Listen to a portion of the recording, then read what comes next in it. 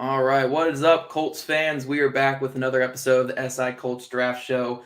We are kind of a little late with this episode. Last week we were going to do it, but I got locked out of my Twitter account, and that's where most of you guys watch us. Shut So down. I got shut down, and I don't think many people even realized because it was only for like a day. But Yeah.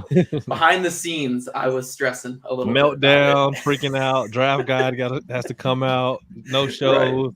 Right. That was kind of a stressor for me because we had the draft guide coming, like the announcement coming on this past Monday, which you guys have been awesome with that so far. And just for me to elaborate a little bit on this draft guide, it's not all me writing this entire draft guide. I have seen psychos who do that.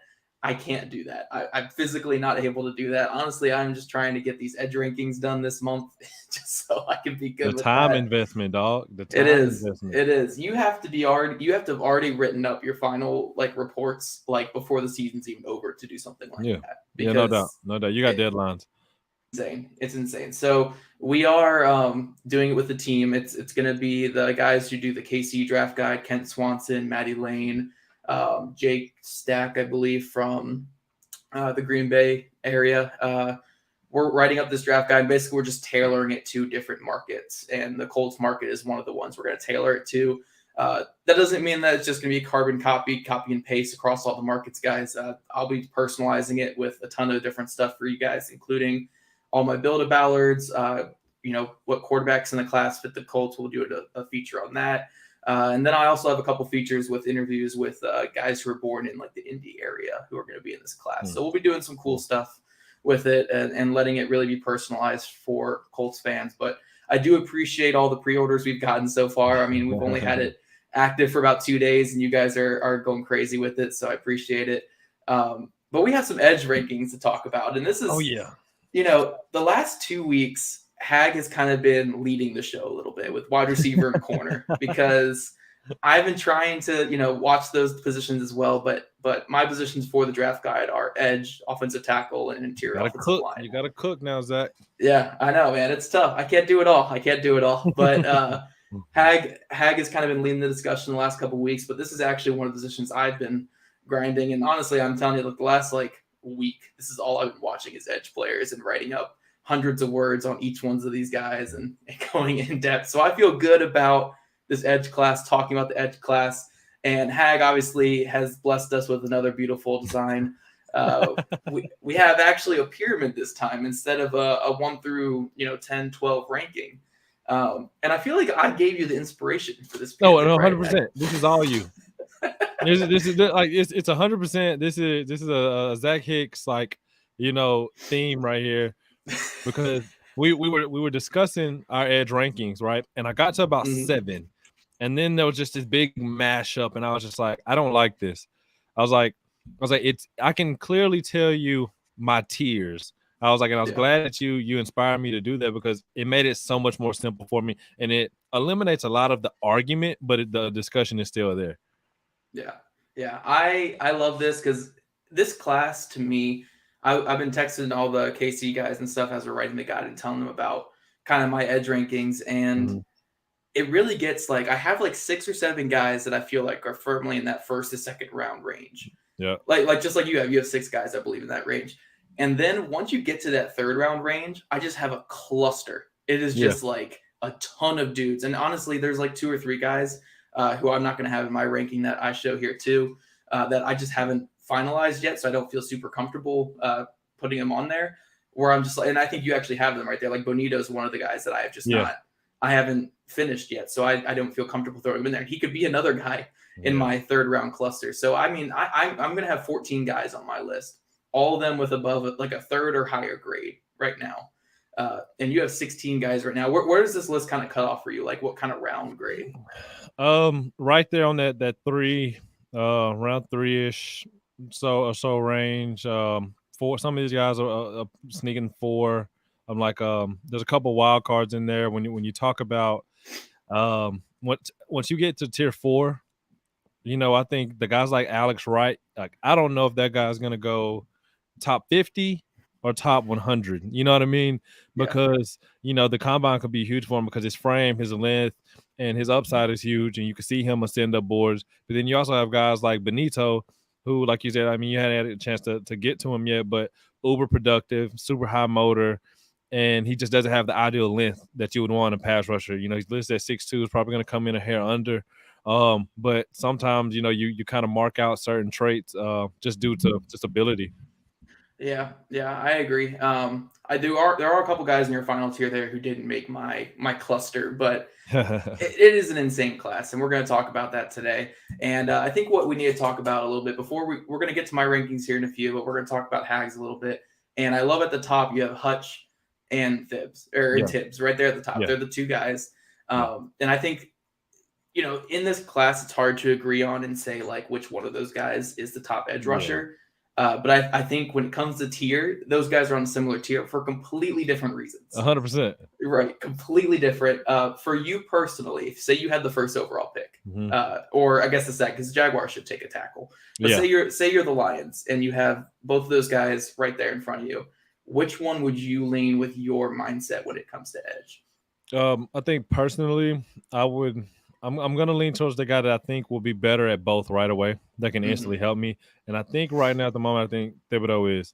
I love Aiden. Like I think in any if I wasn't as bad as the team as Detroit was, you know what I mean, and I had a little bit more, I would go Aiden Hutchinson because he's so damn good off the edge. His hands are so good. He's so refined right there. But I feel like when you go right at him, and that was the good thing about seeing the playoffs and things like that. Like he was still, people bashed him for the playoffs for I don't know why.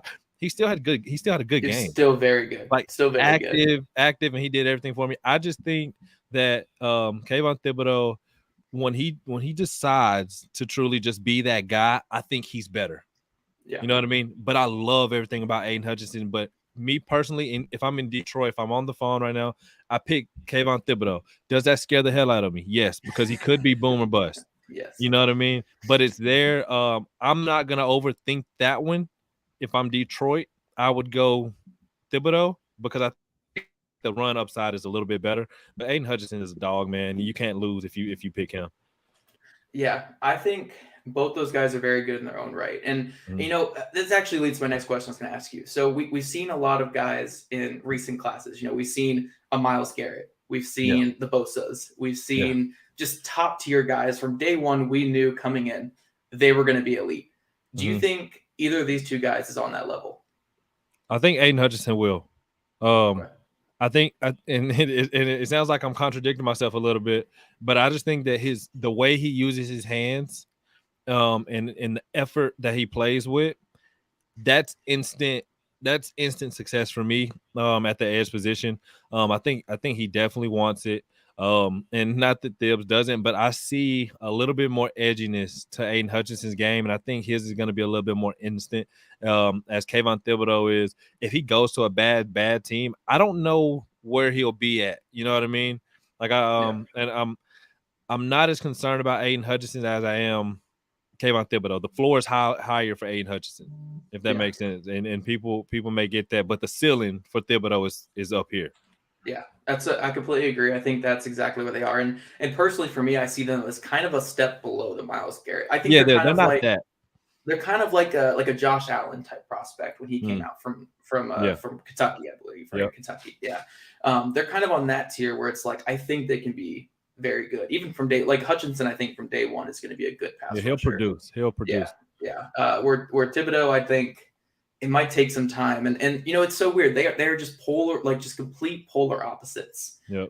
Hutchinson's a bigger guy, but he's not that powerful. He's not that strong. His game is more relied on, you know, it's more effort, it's more quick hands, it's more winning that hand fighting. He has the ability to bend and turn the edge for a bigger guy, but it's not like, you know, we're not talking Von Miller type of bend. We're talking we're talking good bend. You know, hey, there's another guy in this class that has incredible bend that you put me on that I wasn't watching, and I was impressed. But we'll get to him later. We'll get to them. We'll get to them. But you know, I think Hutch from day one. I think he's I think my comp I had for him was kind of like a Max Crosby type, where high energy, Yep. good hand fighting. He's gonna work his butt off to get to the quarterbacks, and we'll see seasons like this past year with Max Crosby where it's like he led the NFL with pressures. He was a Pro Bowl player, just an outstanding season. I think we'll see a lot of that with Hutchinson, where Thibodeau, the potential is sky high. He's going to test out of this world. I honestly, I think I wrote down in his scouting report one of the most explosive edge players I've ever. When he goes like it's there. I mean, he is so explosive off the edge, and if he does all the tests and stuff, he honestly, I think he might push 40 inches on the vertical. Like it's explosive. He is that explosive. I was super impressed with that, but everything with him is so linear. It's I'm gonna shoot off the edge. I'll be in that wide 9. I'm gonna shoot down from that wide 9. Great explosion, great power, and my whole game plan is to overwhelm this tackle. Yeah. So when you're in the NFL and say he's going against like a veteran type guy like Andrew Whitworth, for instance, you're not gonna overwhelm. You're not gonna overwhelm. He's gonna sit on it, and you're gonna be like, okay, now what? Like I'm not, when I watch edge rushers, I'm not necessarily like, I think they all have great one moves. I equate them to like heavyweights. There's a lot of guys out there that can punch and knock you out, right? But when you get in a heavyweight title fight and we both can knock each other out, now what do you do when that punch you land doesn't get me? Now what? What's your second one? What's your counter? You know what I mean? What's your plan B and C when you're going against a Tyron Smith, when you're going against a Whitworth, when you're going against like just one of them studs and on the next level? You're not just gonna overwhelm these vets, these 10-year vets that are they're dinosaurs back there and they're not moving. Right. And that's where I think the boom and bust comes in with Thibodeau, where Hutchinson, I could see the ability to redirect. I mean, that Georgia game was a tough game for Hutchinson. Very tough game. And early on, he was kind of getting his butt kicked a little bit. But then you saw later in the game the way he was able to adjust, the way he was able to get around the corner. He was able to, fight off those kind of quicker sets that he was getting from the Georgia tackles. Yeah. And that ability to adjust in game, I thought was really impressive, where Thibodeau, I think a really interesting game for him was against UCLA.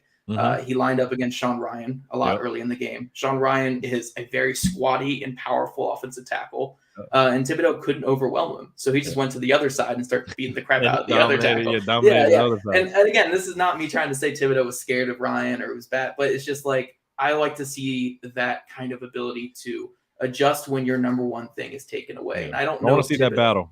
Right. That battle for 4 quarters. Like when we got early on, I know it's not fair. When we got a Devontae Smith and Derek Stingley, when we got those matchups, it's like, okay, hey, like at some point, you have to stop him. You know what I mean? Or, because that's what I'm going to always go back and watch the Kayvon Thibodeau versus Deshaun Ryan versus the top tier guys, because competition matters. I know, who was it, Thorne? He was talking about it earlier in the week.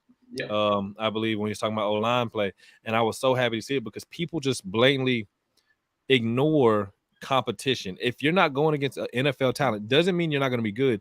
It's harder to gauge and measure, what you're going to be on the next level, as opposed to me seeing you line up against future NFL players and you dominate those guys. It makes me feel better about your upside and your ability on the next level. Right. And that's where our SEC bias comes in that we have every single show.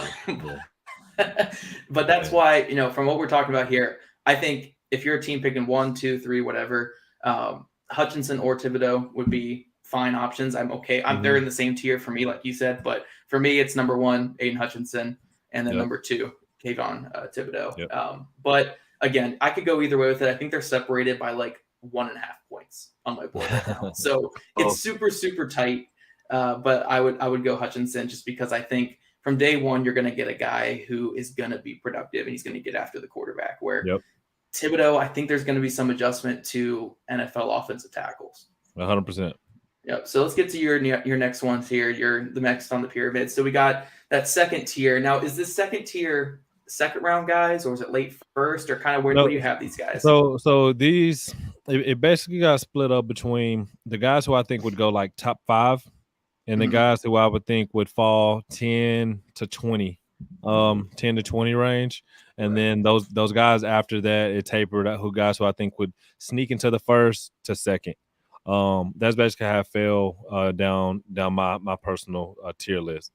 Okay, sweet. So how do you separate guys like Ojabo, for instance, who you have there as far as on the left, versus a guy like Trayvon Walker, who Ajabo has all the upside in the world to be probably could be the best pass rusher in this entire class. Yep, like 100%. The easy. upside's there. Where the run defense is atrocious right now. Yeah, it's not terrible. non-existent. It's non-existent. And then Trayvon Walker, who you have an athletic freak who could be a stud pass rusher. Yep.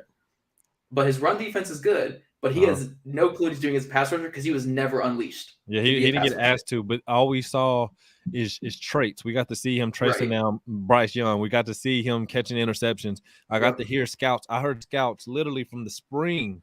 Man, Georgia's got this guy. You know, this Trayvon Walker kid. I'm telling you, they love him. Like, scouts love him. Yeah.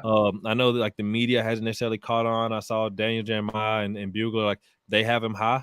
Brugler has him like 6th overall. Real high. And so like, they're really high on him, but there's a reason they have their ear to the league. You know what I'm saying? We're not oblivious to that. Scouts are really high on Trayvon Walker, but I decipher the two like prospects between upside and what Ajabo is based off of what I need. Yep. Right. If I'm a team and my defense is a little bit more set and I'm missing I don't need a superstar right away, I'm going to take Trayvon Walker. Yeah. But if I'm a team and I need instant impact, I need it now. You know what I mean? Like, my offense is okay, but my defense is missing something. I need my DBs to breathe a little bit so we're not getting torched. I'm just going to take Ajabo and bank on the upside, because the worst thing I'm going to get is I'm going to get a third down specialist. Yeah. And I'll take that. But I separate the two based off of need per se. But as far as like where they'll go in the draft, I would expect their draft range to be very similar. Yep. And that's why the tier thing is so good with this, because like these guys, again, I would put them on. I think Karlaftis would be a little lower for me, but these other three guys would be right up there. He's boomer bust. Yeah. 100% boomer bust. I'll admit it. I'll admit it right now. I had Karlaftis in tier 3, in tier 2, and then I went back. I was bouncing back and forth. I'm like, man, what? And I made my big board. I'm like, where do I really have this guy? How do I honestly feel about it? And I went back and I watched more film, and I see it. But he's going to be a guy that I'm going to be studying him, his workouts. Like, his workouts are going to be, he's not times. I'm going to be watching. I'll throw it in. He might not work out at the combine. It just came out today. And I want to see him as move. Someone who's not very high on him, I think it's genius. I think it's. Oh, yeah. Well, like in the days, like if I know we were talking about 2 weeks ago, if I'm Drake London, I'm not running. Mm-mm.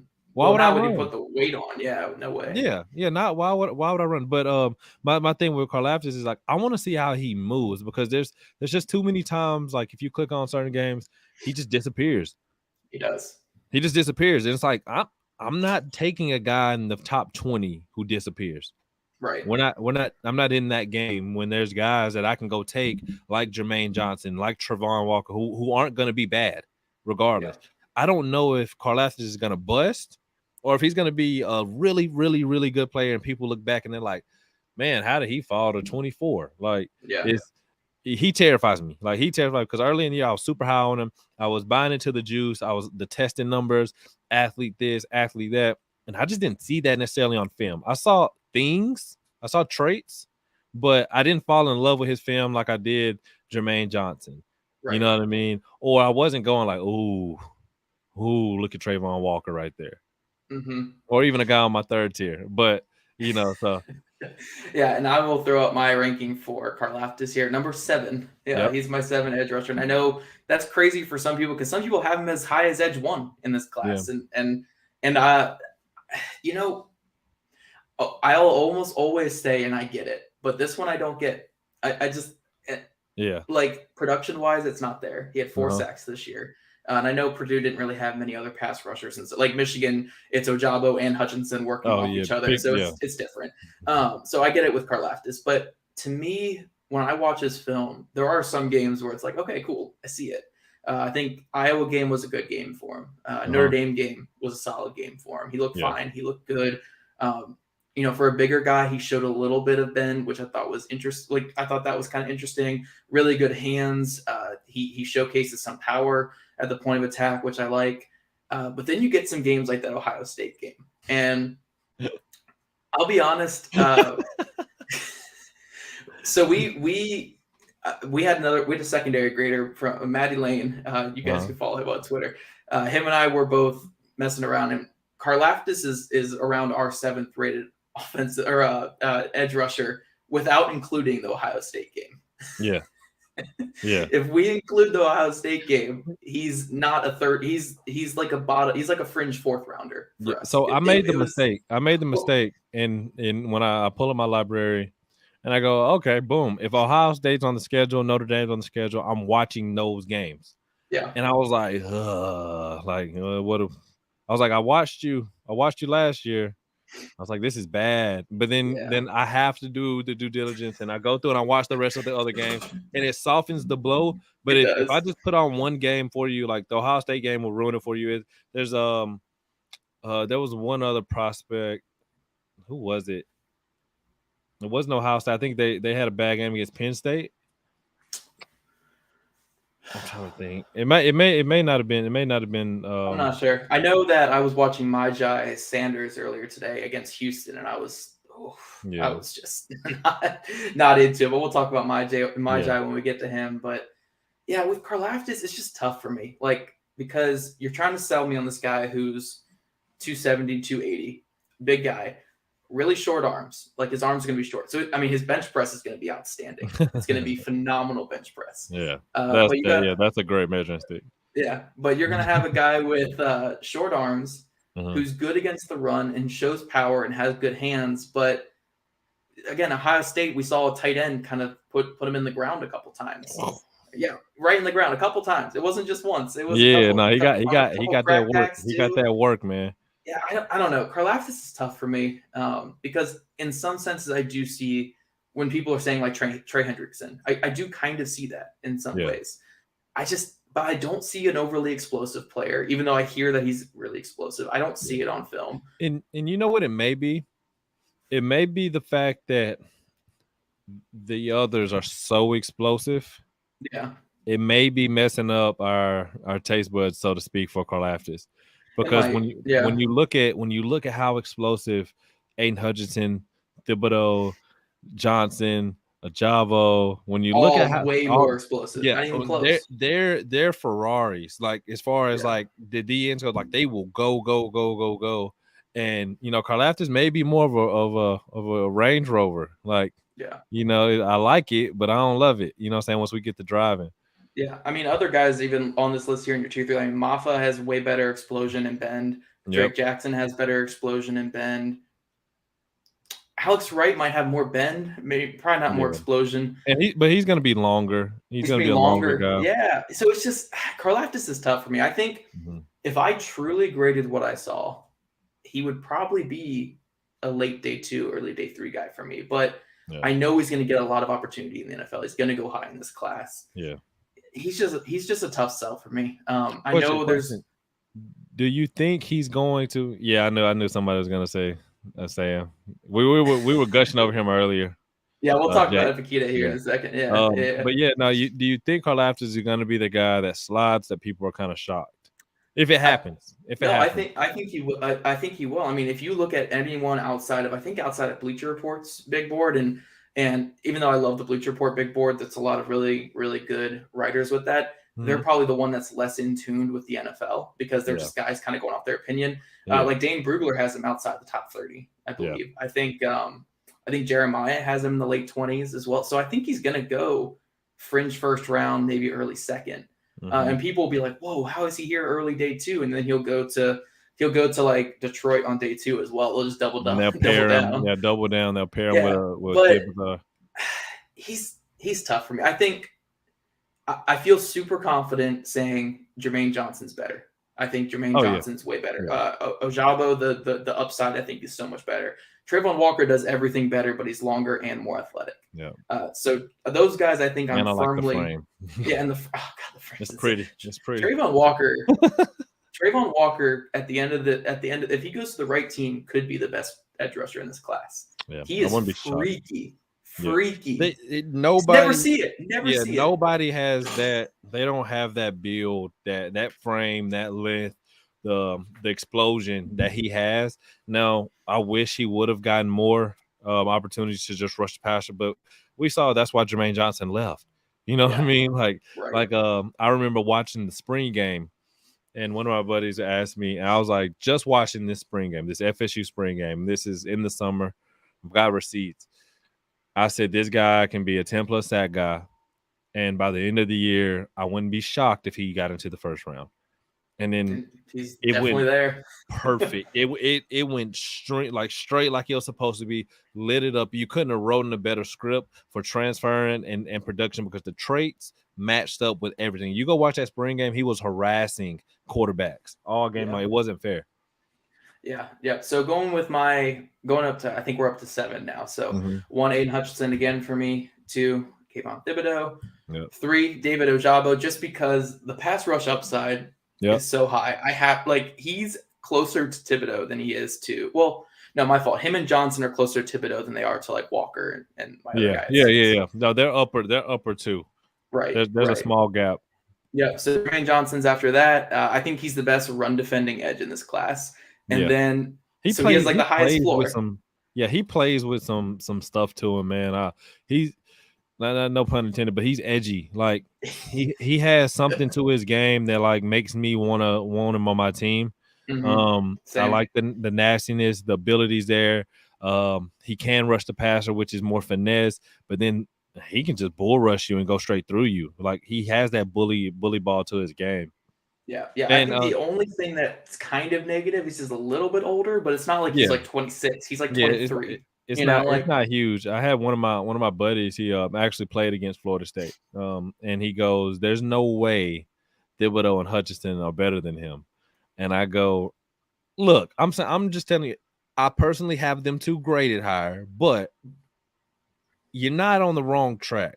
You know what I mean? He's good. He's in that area. I was like, but this is before Senior Bowl. This is before he did all that. He's like, bro, there's no way that he's 5, 6, 7. I was like, yeah, I'm not mad at you for saying that because I see it. So yeah. No, Jermaine Johnson, I think best run defender in the class, plays with the most energy in the class.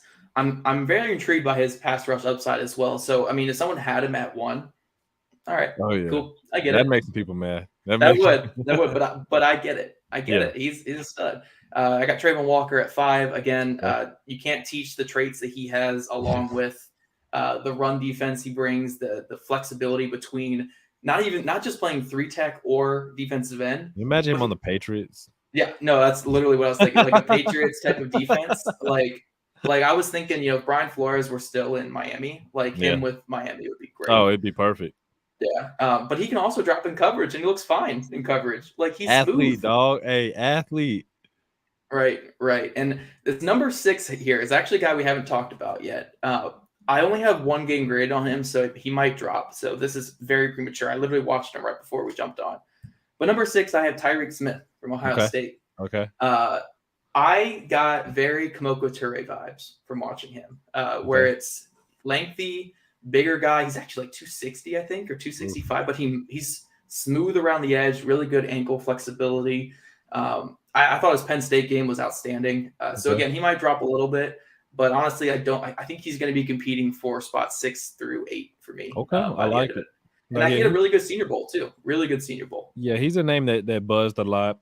There's probably 4 guys that I just didn't get a chance to watch, and Tyreek and he's one of the more notable names at a notable school that for some reason when I wrote them all down, I wrote down about 20, 25 or so just to knock out. I just didn't get around to Tyreek Smith. I'm excited to watch him. I hope he works out because I believe pre-combine and all-star, ranking, things like that are important. And then post ones are as well, because then you get to see them work out in person. You get to see them go through drills. I get to see more bend, see what type of athleticism they have. And do I have an outlier? Do I have, a guy who lines up perfectly with what the NFL has currently? Is he a dinosaur? Blase. Yep. So Tyreek Smith, I'm very interested. And I just want to see where he finishes for me. But right now, I'm kind of smitten with his game. I really like what he did. Okay. So, and then George Karlaftis at number 7. Again, scares the hell out of me. I would be lower if I had any guts, but I don't know. Again, I see an avenue for success in the NFL. It's just not the avenue that I would personally go if I were drafting. Yeah. If that No, makes I hear sense. you. If that I hear makes you. sense. But going back to your pyramid here, we're going to talk about tier 3, and I think the most interesting name on tier 3, and you and I both agree on this guy, because the other guys on there, Boye Mafe, everyone knows Boye Mafe, Yep. Great player. Arnold Abikate, I think is how you say his name. Everybody knows him, very good player. Drake Jackson's been a guy who's been around for a long time. But Michael Clemens is your other guy there. I think his film is phenomenal.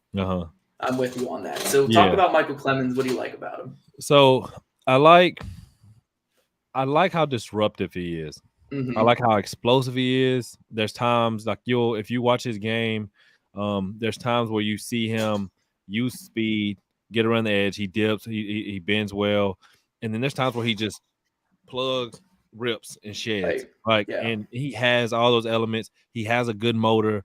You go watch the Alabama game, he was so good. It's so good. If you want a game to see, like, if I just put on one game for a prospect and say, okay, hey, watch these 15 players and rank them off of this one, and I show you the Alabama game, you'll be like, holy hell, who is Michael Clemens? He was my edge 6 after only watching the Bama game, and then it dropped after I watched a couple more. But like, it's there. It was good. Something's there with him. I didn't want to get overly excited. I watched him a couple days before. I remember I saw you put him in your rankings, and I had just got around to watching him, and I was like, I like that. I was like, I like that he's in there, because I saw a lot of the same things that I think that you saw as well. And if you go in there, you know he belongs in this group. And I see a lot of people don't. That was one thing that I noticed, and I was like, so maybe they just haven't gotten to him yet, or maybe they know something that I don't know. But he belongs in that group for sure. Great length, great size, finesse, power. He uses his hands well. He's not done. He's far from a complete product, but I'd take him in a heartbeat. I think he falls probably in the second round or something like that, and I think somebody's going to get a steal. Yeah, I think the two biggest scares with him, why he might be lower on a lot of boards, and why I totally get it. I do think he's 24. Maybe, I mean, he might be 25 during the season, so he's a little bit older. The other big concern is he was arrested prior to this past season for a ton of charges. Unlawful carrying of a weapon, driving on a suspended driver's license. I think he had like 2 ounces of weed on him. I feel like we talked. Hold on, I was talking. Was it you? We may have been talking about him before this. I think we were talking about him last week, because I was like, why does nobody like Michael Clemens? Then I Googled him, and then I was like, oh crap, that's why. Yeah, no, you pulled it up, you Googled it. I think it was when we hopped off, but you Googled it, and we was like, okay, that'll do it. That'll do it. Solely off of film, people. Solely off of film. This guy is a top 50 player, but due to the red flags, I can see why he's not. And a lot of people's a lot like there's other players out there. There's corners in this class that weren't in my top 10 that I didn't put in there for that reason. So Yep. So I think that's the biggest issue. Like, I think I've seen some places where he's like in the 200s, which I'm like, okay, that's a little egregious. I mean, most edge players in the NFL have done the same things. So it's like, whatever. Frank Clark has done literally everything, and he's still in the league. So we're good. But I think the only thing that I would like to add to Clemens that of all the stuff he said, because I completely agree. I think Alabama film was awesome. He shows power. He shows speed. He shows the ability to get around the corner for a bigger guy. I think his cross chop move is the best singular pass rush move of any rusher in this class. I think violent. It's Yannick Ngakoue level good. Like it is so good. And I've seen him. It's not like he's beating nobodies. I mean, I saw him beat Evan Neal with it once. It's violent. He generates a lot of pressures. Like there was one. Was it early in that game? There was a couple he hit. First and second quarter, I saw it for the first time. And I was like, ooh. I was like, ooh. Yep. I was like, who's this? Yeah. And then he beat Charles Cross with it too. And if you guys have watched Charles Cross does not get beat very often at all. I had people DMing me and texting me when I put out my first big board November or something around there. And I had Cross. Like, I've had Cross as my offensive tackle 2 for a long time. And a lot of people were like, Cross 2, blah, blah. I'm like, look, the guy I'm telling you, watch. Wait Doesn't till the get season's beat. over. No, such a good athlete. I was like, he's what you want to anchor your line. Yep. So going back to your pyramid here, of these guys that you have in tier 3, which guy would you be willing to bank on most for, say the Colts at pick 47? You have pick 47, say all the guys above are gone. All your top 6 guys above them. Which of these guys would you bank the most on at pick 47? I think a big Kitty would be there. Yeah, Possibly. I love what he brings to the table. me too. Generates a lot of pressure. Like you said the other day, he's butter. He's butter, man. And I know Yeah. it took your turn with that, but he's Hey, butter, no, man. hey, and when you see it, you understand what I'm talking about. I love his bend. I love the way he constantly generates pressure. Like if there's one trait that I need you to have at edge, it's a motor. And he just goes and goes and goes. And I think if he's there at 47, you pair him with a quitty, like that's problems. You know what I mean? That's problems for people just going forward for the next 4 or 5 years. Yep, and then Jake's obviously super pumped about tier 3 for Ebikide. Yeah. He loves Ebikide. It's one of his favorite players. I think he has him as edge 7 in his ranking. So Yeah. No, yeah, I can see it. It's there. There it is. Vindication. Vindication. He comes on here every week and just says vindication. We talk about his guys, but no, Ebikide, straight butter. Yeah. His feet are so smooth, and honestly, I don't think he is as bendy as even like Tyreek Smith. I think Tyreek Smith got a little more bend. But Epikita, I think all of his stiffness is more in his upper half. It's not really his lower half. Lower half is good. Hips are good. Ankles are good. It's really just kind of the upper half coming with him. And I think he can survive that. The other aspect I love about his game is how quick his hands are. Super quick hands. Super quick. He just generates separation. My only concern, I think, with him and why he's a tad lower for me, or he's around the same tier for you, but tad lower for me than maybe some others, is most of his wins that I kind of charted were winning to the inside. You know, it's winning to the inside. He's crossing over, which is great, but it's more of a thing. It's like, is he winning to the inside just because he can, or it's because the only thing he can do?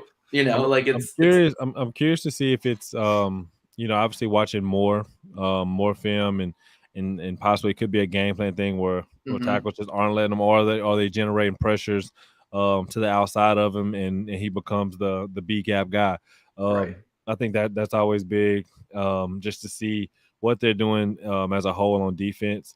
Maybe that's just like, I know when I came out, we had Darius Jackson. Darius Jackson, great, he's a really good pass rusher, really good hand, things like that. But me, when I was lined up at Sam, he would prefer to go B gap. My job was to correct him, whether he goes C or B. My job was to fit opposite of him. Maybe that's something they have, and something in the defense that he prefers to go inside because the tackles are afraid to get beat on a blitz or a speed rush or something like that. Yeah. So that was really my only thing, though. It could be completely a scheme thing. It could be maybe he doesn't feel like he can win around the edges cleanly. There's multiple things it could be, but just going back to my rankings, he's my number 8 guy, right behind Karlaftis. I think he had an early 3 for me, or late. He might have had a late 2 for me. Okay. So I like very, very high on him. Drake Jackson after that. We didn't talk much about him with your tier there, but super fluid, super explosive. Yeah. He just never put it together. Yeah, it cooled off. The stock cooled off a little bit on Drake Jackson for sure. And his weight was so weird because early on in his career, he was like 270 and he was lighting it up.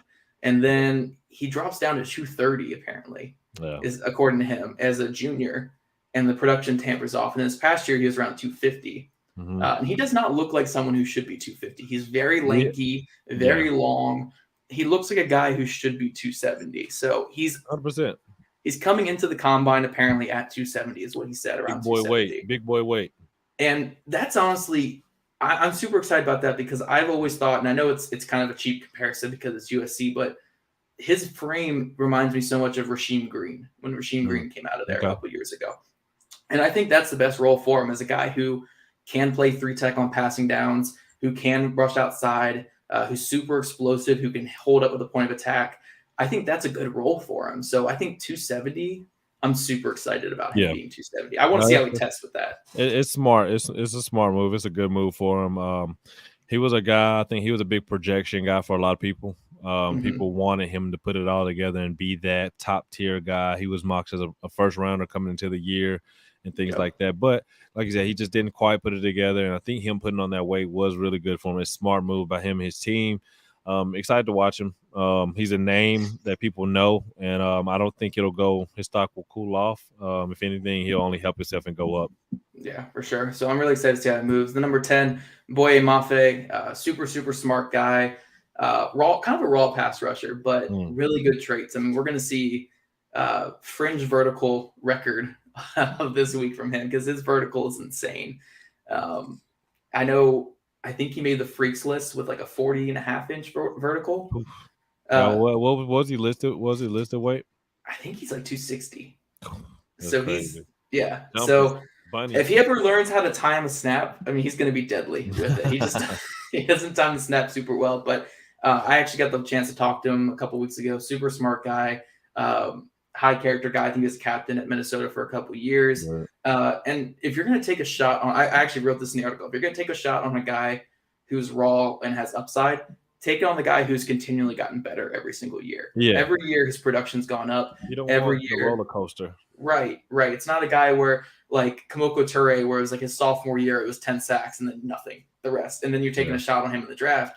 Boye Mafe is a guy where it went 2 sacks, 4 sacks, 6 sacks. He went third team, second team, first team in terms of the Big Ten. So he's continually getting better. He's super explosive, has great upside. I'm a big fan of him, and I think he's going to be a good player. And then Michael Clemens I have at 11 as well. Really wish the off-field thing didn't exist. I might be a little higher, but I had to kind of take him down just a tad. But I do like Michael Clemens a good bit. The film, again, the Alabama film, so good. So good. No, it's weird because people they wonder, man, well, how'd this guy get there? What was he? Where'd he come from? It's like, hey, it's a long journey a lot of times, and sometimes they put it together, at the right moment. He did that in that game, but that's 100% why people are cooled off on him and why he's not a prospect people are talking about. But he'll probably be a mid-round pickup. And somebody, like I said, is going to get a steal because the talent is there, whether the maturity and everything else. I don't know the guy, but the maturity has gotten there yet, and he stayed, steady. Somebody's going to give him an opportunity.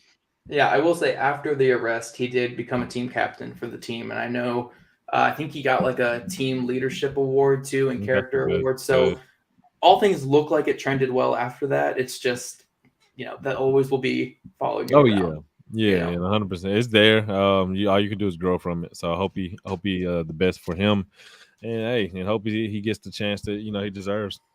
Yeah, for sure. And then we're getting to your last tier here. We got Kingsley Enagbari, Alex Wright, and then we got Myjai Sanders, Josh Paschal, I think is how you say his name. Yep. Paschal, Cameron Thomas, and then Nick Bonito, who is the only guy that I have not graded out of your last tier that you have here. So talk about this group here. Who stands out the most for you? And honestly, I'm actually curious about this group here because you have 4 guys who are kind of clunky, like bigger guys, and then 2 super bendy, like Twitch guys, Yeah, and that's why they were in, because I didn't think they belonged in the tier with the previous 4. Because you can make the argument for Drake Jackson as being kind of like that floater of those 4, but when I look at, say, Cameron Thomas and Paschal, like we talked about him, maybe he's a little bit more of a tweener. You're not 100% sure on him. I like Zach. I'm not Jack. I like Paschal's game. Just between watching 2-3 games of his, he impressed me, caught my attention. I don't love Sanders. I got to watch a lot of film, watch a lot of Cincinnati, and then I got to see him in person, and I just didn't see him pop up against elite talent as opposed to Clemens when he played Alabama. He flashed. I want to see you flash against the best teams. Alex Wright is a guy that I've known about for a couple of years now, just because my relationship with some coaches on UAB staff, and they've been raving about him for years. Last year when who was it? Jordan Smith. Jordan Smith came out. Everybody, they liked him. The upside was there. Was he going to be a straight pass rush guy? Well, I heard, from back home, I was like, hey, he's good. He's like, Alex Wright. Alex Wright is the guy. He's long. He's 6'7". at least at 6'7", you know, a big guy. You see him all over the place on film. You know, he's not a complete, you know, he's a little bit raw at times, and there's definitely some things that he can improve on. Um, I don't love. I can't say I love his motor per se, and that's probably like my number one thing when it comes to edge guys, but it's there. Um, and then who else did I have in that Let me pull it up last? there again. Yeah, Yeah, so a Kingsley. Nagbari. Yeah, Yeah. Kingsley. He's fallen off just because I don't love the bend, and I don't think he's as powerful as some of the other Mm-hmm. guys who lack bend in this class. And that's really important. It makes me it scares me back a little bit. I need to see something from you. Either you need to be bigger, or you need to bend better. I think it's pretty. You know, it's that simple. And then I have Nick Benito. He's probably he's one of my four favorite watches, just because he's disruptive, he's active. He's twitched up. Almost linebackerish. I think when you watch him run in open field, but he has a ton of production. I feel like he's been there forever, but he lacks the length and the ideal like size. As an edge rusher, I think in a 3-4 defense he'd be good. But he's one of my favorite watches of this edge class, and I think he's a really good football player. So I'm curious to see how he tests next week and where his draft stock ends. Yeah, he's a guy. He's the only one in this last ranking I haven't got at least a game graded on. But I will say Enagbari, Pashal, and Majai Sanders, I have as like mid day 3 guys. I'm not very high Yeah, on them. yeah. Especially Sanders earlier today. I watched him, and it was just He doesn't do it. Like it's not. I don't know. I don't know what's really there for me. Like I liked his 2020 film. I did really like his 2020 film. I thought it was good. But this past year, there's no sense of urgency in his rush. I don't think he's overly explosive or overly bendy. Like Not for a guy that's not big. Like I no, didn't and see. he's skinny. He's Yeah, skinny. I see when if you just tell me to look at him, I think straight pass rusher. Like he should be doing the Jabo thing, Right, but when you watch him, it's like okay, like where's it at? Where's the seasoning at? Like I need a kick, and right. I just don't get it. I don't get it from watching Sanders, and I was even less impressed in person. So Yeah, I don't know. I think if you're going to take a shot on a pure pass rusher on day 3, I think the Kyron Johnson dude from Kansas is a better shot for me. okay, Even though he's tiny, tiny. He's going to have to be more of like a Sam who comes down and rushes, because I think he's like 6'2", like 240. Like yeah, he's tiny. But he's super explosive, super bendy. And then my other guy who I'm very high on is Jeffrey Gunter from Coastal Carolina. yeah, And I know you wanted to change your graphic because you wanted to put him in there. So I know you're high on him too. But Gunter, it's like you could see the process, you could see the plan of attack, you can see the diversity in his like toolbox that he has. He just hasn't been able to put it completely together, and he doesn't have like the strength yet. Like it's just yeah. not there. Like he needs work. He needs like an off season with a trainer that just works on his hands and works on adding And just power to his hands. Right. finishing that initial move, because you see it. I think he gets great initial penetration. Yep. You can see the explosiveness initially, but it just doesn't always hit home. Right. So, Gunter he's so raw, but got so much upside. I'm just so excited by it. And he played that bandit role for Yep. Coastal Carolina, which was kind of like it's kind of like what the Colts Sam is going to be this next year, where you rush off the edge a lot, you can drop into coverage a little bit. He looked really fluid in coverage too. He's a great athlete. He's not 240 either. He's not. We're not talking big boy. 265. Like he's 265. He looks it, and he can scoot. And I think he's gonna blow up the combine. I think you said he's going to. Yeah, I'm hearing like 4.6-ish, like 36, 37, like type numbers. Like I'm excited to watch, because all I've heard about is how good of an athlete he is from pretty reliable sources. So that's why I'm excited about him. I think he's gonna make himself a lot of money this week. I'm excited to keep my eye on him. Because like I said, I think he's a better athlete than some of the guys that are currently ahead of him. Yeah. And I think that can ultimately help him a little bit more because some of those guys are in that gray area. And he has been productive. He's just not a finished product. Right.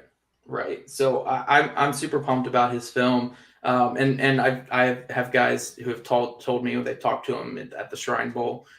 He's super well versed in what his plan of attack is going to be. He understands how to win. He understands how to attack. It's just putting it all together. So I'm pumped about his game. I was really impressed. His Kansas game I thought was pretty solid. He had another game I think that I watched that was really good. So he scored pretty high for me. Okay. I'm really excited. And then afterwards got Wright from UAB and Cam Thomas. Cam Thomas is weird for me. He's weird. Super productive, bigger guy who's not that powerful. And he's not very good once he gets that first move stopped. Mm-hmm. So I don't really know what to do with him in the NFL. All I know is like I feel like he can be a solid NFL player. I just don't. I don't know. I don't know if that production is going to translate. Would you say that's due to competition? Would you like? I think because out of all the guys that you've probably listed, he probably plays the weakest schedule. Yeah. And so I think that probably is why. When you're used to winning and used to just getting guys initially, you will have a problem, against better competition with that second move, that third move. Yeah. So it might be. It really. I don't know. I have an issue. One of the biggest things I have an issue with when it comes with edge rushers is how do you counter? How do you adjust when an offensive tackle throws something at you that you're not expecting? Like my favorite thing to look at with edge guys is what do you do when you get jump set? How are you adjusting to that? Are you doing the Myjai Sanders and you're just going to stand there? Like, are you just going to stand there, or are you going to counter inside? Are you gonna try to get outside real quick? Are you going to give him a good pop? Like, what are you going to do?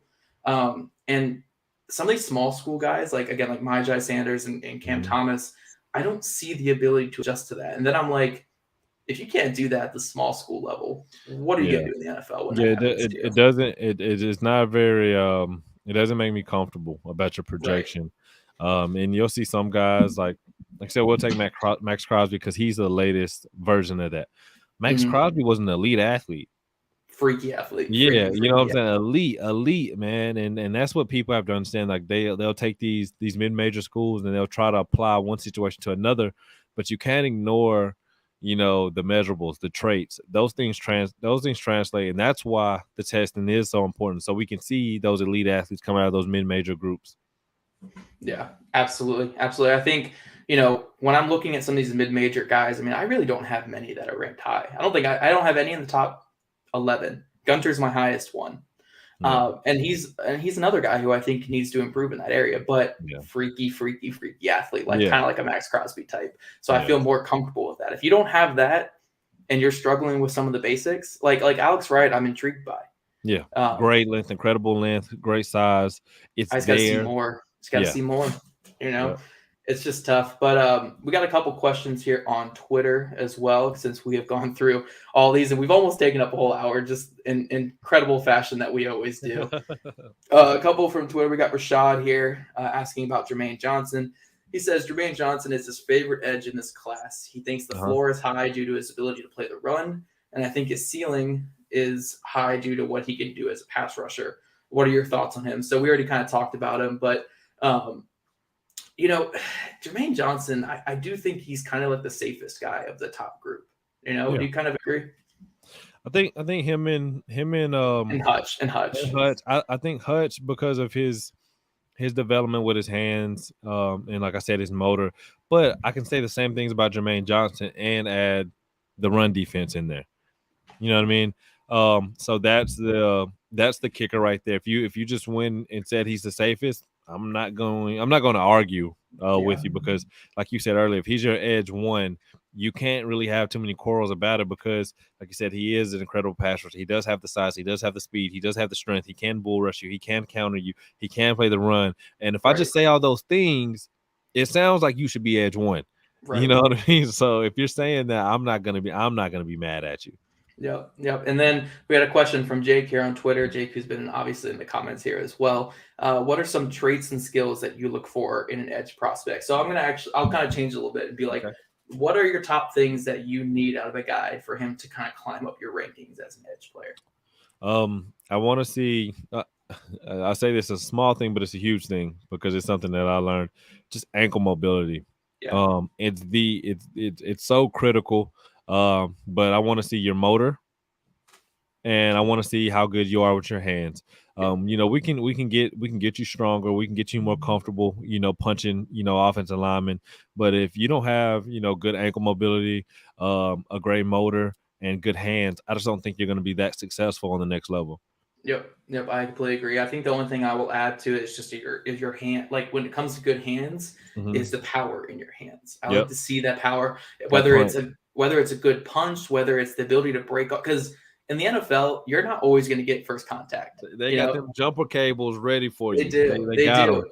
And you see, I mean, the NFL, they get your hands on them, you're going to get locked up. So unless you have powerful hands to hit that, to break that, and to get around it, it doesn't matter what you could come No. in there with the most diverse toolbox. You could have, Like you Quinn could know Nelson. everything. Quinn Nelson comes pulling around, and you just come out there thinking you got some free release on the quarterback, and he gets a hold of you. You have to get off, and if Right, you don't, he's gonna cake you, and it's not gonna be pretty when they do NFL films. So right, right. And then the other things I would add would be I like seeing length. I think short yeah, arms is just tough because again, at the NFL, you don't want to get guys with their hands on you. bro, So having the they're powerful big. hands, yeah, They're they're big. big. Look. When I went out to LA, no, it wasn't everybody running around. It wasn't this. It was just walking by the biggest humans I walked by in my life. And I'm over there like, what is life right now? I felt tiny. I've never felt tiny in my life until I got out there and I saw those linemen. I'm like, what are you? You're 6'6", 6'7". I was like, what are we doing here? What were you out there when Whitworth was out there, or was No, he I just think he after? No, I think. he, he signed in 2017. Oh yeah, I think it was a little bit later. So he signed that year, but I didn't make it far enough to get there with him.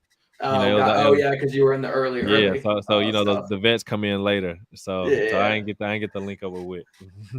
Oh man, I can only imagine how big. I remember I saw this guy at Washington minicamp years ago. I think his name was Anthony Lanier. Okay, He was like 6'8", like 300 or something. Jesus, Defensive tackle, like Jesus. huge. He had like 2 or 3 good years with Washington, but Now the biggest lineman I ever saw in my life, I played in JUCO. mhm. 6'10", 405. Do you got Fayal or whatever, Fayali or whatever No, his name is? seriously, he was a Polynesian guy. He was from Hawaii. Leonidas, I think. Yeah, Leo. And it was like, what? I was like, what is that? I remember I took a picture and sent it to my boys back home. I was like, this is the biggest human I've ever seen in my life. So yeah, Oh my gosh, I love it. I love it. Another question we got here is, what do you think of Mafe from Minnesota? Um, really like his hand usage in clips. Do you think that he would fit with what the Colts are yeah, yeah. You basically touched wanting? on that. Yeah, And yeah, I think he'd be a great fit. The Colts, they love three things in their edge rushers. They love length, they love explosion, and they yeah. love Senior Bowl. That's your three. And Moffitt Hey, hits that's the all three right formula. there.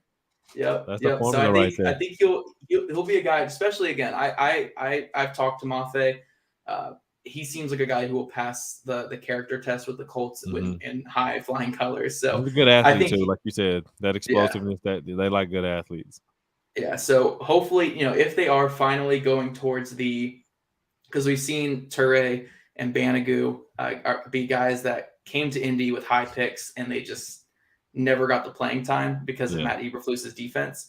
With Gus Bradley, I think that type of player could get playing time, and I think a guy like Boye Mafe could be an interesting player because, we're at the point where the Banagoo thing is probably over. It's been too many years without him actually playing. Ture might be done too. So if they do have to go get another guy who will actually play, I think yeah. Boye Mafe could be a really good fit. I really, really like him.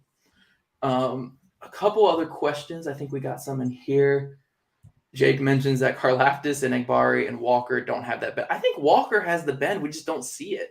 Yeah, It's just it's there, but if I don't ask you to do something, I think you obviously you'll be a little bit rusty, or you may not be as good as something, or it may appear you're not as good as something. But if I feel like Trayvon Walker is such a good athlete, and when you watch him open up, when you watch him come around the edge at times, like it's there, it clearly yeah. is there.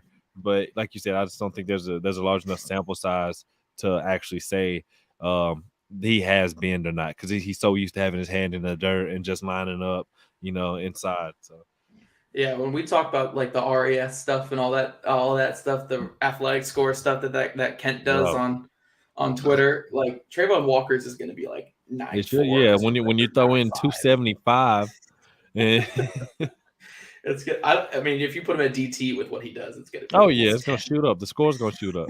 I used to mess around with mine. I'd put mine in like different positions. I'm like, look, it shot up. It shot up. I put mine in there too, and then I would, point 0.03 or something is what I would get. I think, but I don't remember. Mine may have been like 4 or 5. I don't know. It was. Hey, you could scoop back in the day, I man. I would. remember. I wasn't happy. But I did have some good ones. I did have some good ones. I had some bad ones, but hey, you live with it. It's fun to You mess live with around with. it. It's fun to mess around with. Matt comments, glad to get away from the Wentz post for an hour. Yeah, Matt, I was seeing all the Colts media guys going crazy about all the Wentz stuff Mm-hmm. a couple hours ago, and I was just like, I'm sick of it. I'm Just done left with it it. alone. Yeah, I saw a post. I was like, oh, okay. So many posts. I'm just Rocking, like, rocking with Wentz. it's going to be the same thing every single day. It's going to be, oh, they're not committed. Oh, they are committed. Oh, they aren't committed. It's like, It's like a toxic relationship. It's it like, is. And we're all the friends that are caught in the middle is what we are. no, keep him, leave him. And then Clinton asks, what's up, guys? How likely is it that Hutchinson can improve his stride length along the arc? I'm not too familiar with the terminology there. Do you mean like his footwork around the Or arc? his first step, possibly. Maybe does he play? I actually don't even think I noticed it. Does he play with his feet maybe like too tight or something, or too close together when he's going around the edge? Maybe I don't know. Well, I mean, just as far as me sprint mechanics, I don't necessarily understand the question that great. Are we talking about just when he speed rushes, or just like it has to be his first step? When you talk about stride length, I'm thinking sprinter. Typically you don't really get into stride length until you like reach max velocity. So that's I won't say weird, but that's one I just want to go to a little bit more detail about. Yeah, sorry, Clint. If you're still in here, if you could maybe elaborate a little bit, because I mean, if you're talking about his like ability to get around the corner or something like that, I think it's honestly, I think it's fine. I mean, he's a big guy. We got to remember, He's a good athlete. I love his explosiveness. So he's a big dude. I think he's like 270 or 260 something. He's almost 270. He might be a little above 270. So I mean, the way that he bends around the edge and gets to the outside, I do think it's better than most guys that size. But yeah, I wouldn't call it anything special, but it's definitely a plus in his game from what I've seen. But yeah, no, Hutch I think is going to be a solid player. I don't think he'll be bad. Like I think no. I think he's safe. I think he's pretty safe. Like I think with some of these other guys, worst case scenario, he has a role. I don't think he's going to get worse at football. Yeah, for sure. I think we're kind of seeing people kind of go a little bit too far the other way with it, where I'm seeing some people be like, oh, he's just another crummy white edge rusher or something that we like to overrate just because. But like, look, you could say he's not as good as Tibbs or even not as good as Ojabo or Jermaine Johnson, but like he's going to be a good player. I think. Yeah, he's up there. He was productive. He's a good athlete. He was productive. He does the little things right. Great hands, things like that. So I mean, I'm not worried about Hutch at all. I think it's a little bit like I talked about earlier, prospect fatigue. Yeah, possibly. So. Yep. And then Jake asked us one last question here. Just curious, where would you rank Quiddy in this draft class? I think he'd probably firmly be in my second tier. Yeah. I wouldn't put him up there with Tibbs or Hutch, but I would probably put him on the same level as Jermaine Johnson. I think they're very similar coming out. Yeah. Just athletic freaks that play violent. He's actually kind of a lot like Trayvon Walker, where it's like you could see the ability, but he never got to use it. Yeah, it's not. Yeah, and then like when I talk about that 10 to 20 range, where I think those guys fall, like it kind of lines up perfect. Maybe some people are a little bit surprised when a guy goes 18 or whatever it may be, but if the traits line up and they feel good about it and they're not asking you to be a 15 sack guy right away, then you take a guy like that. Yeah. So Quiddy's like the smaller version of Trayvon Walker. I kind of I like that. Great athlete, incredible athlete. He's gonna test well. So and they made him do the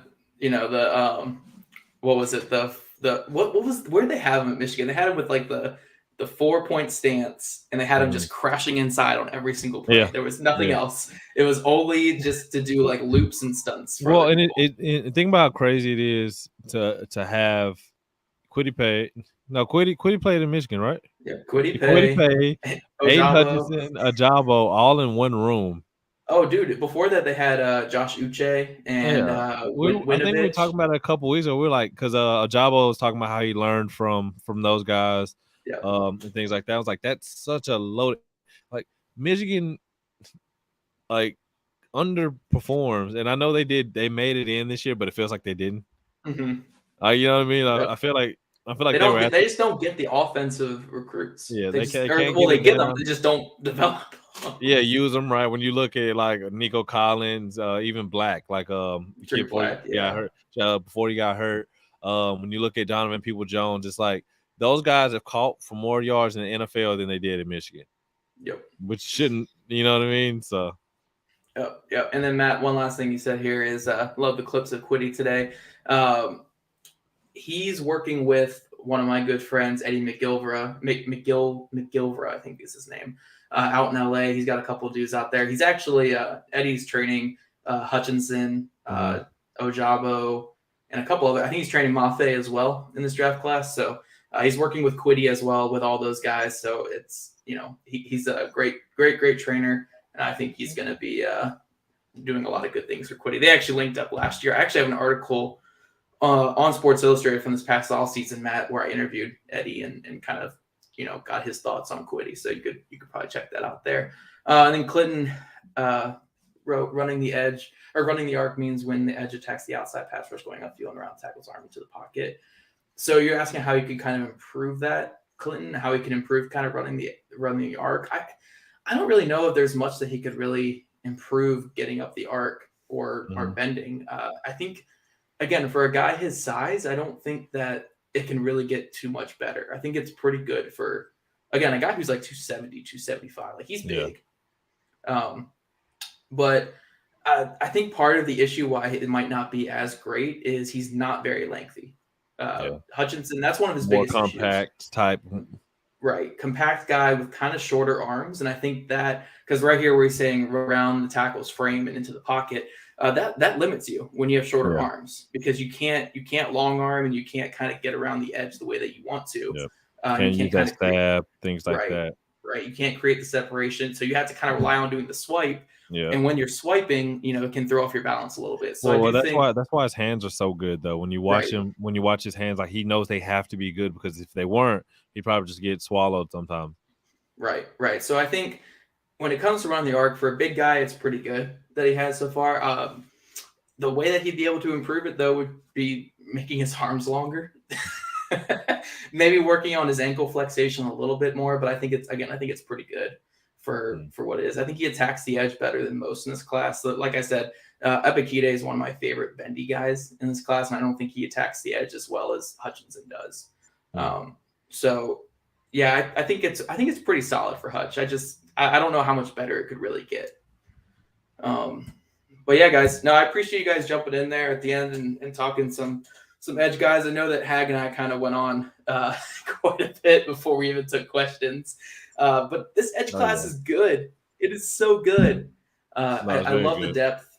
I love the depth. There's going to be so many good players in this edge class. No doubt. And I think they're going to be productive, and some good teams are going to get some good players just due to the depth. Right. So I'm excited to talk about this class, and Hag's graphics are next level. They are A+. They're A+. I tried to make graphics before, and they are brutal. Appreciate it. Don White, greetings, Colts Nation. Greetings, Don. We appreciate you jumping in. That picture. But yeah, guys, we'll be back next week with another episode of the SI Colts Draft Show. Maybe we might do one later this week. We'll see if we double dip. We'll see if I'm still operating later in the week. I'm running on a lot of caffeine right now with all the reports I'm writing up. Gotta hydrate, get some sleep. Yeah, I don't know. What position do we want to talk next? I mean, the Colts needs safety is a big need. Tight ends a big need. Safeties would be fun. Safeties, tight ends would be tight ends. I like the group. I don't like obviously there's not a Kyle Pitts, but there's a couple guys in there that are going to be fun to talk about. I think the safeties aren't getting enough love, so I think that'd be a good one to go with. Let me go back to my stomping grounds. There's a couple guys in there. I know we've been chatting a little bit about a guy or two, but it'd be fun to dive back into them. I went heavy in the fall, but it's always good to revisit them. All right, awesome. So yeah, I think we'll do safety, guys. We'll do safety next. I think that's a good one too, because Hag and I are definitely probably the highest in Colts Nation when it comes to the Colts and needing a safety, because we had to watch Sendejo a lot last year, and it was not the most fun. Yeah, it was rough. It was rough. It was rough. So yeah, join next time, guys, for the SI Colts Draft Show as we break down this underrated safety class. Peace.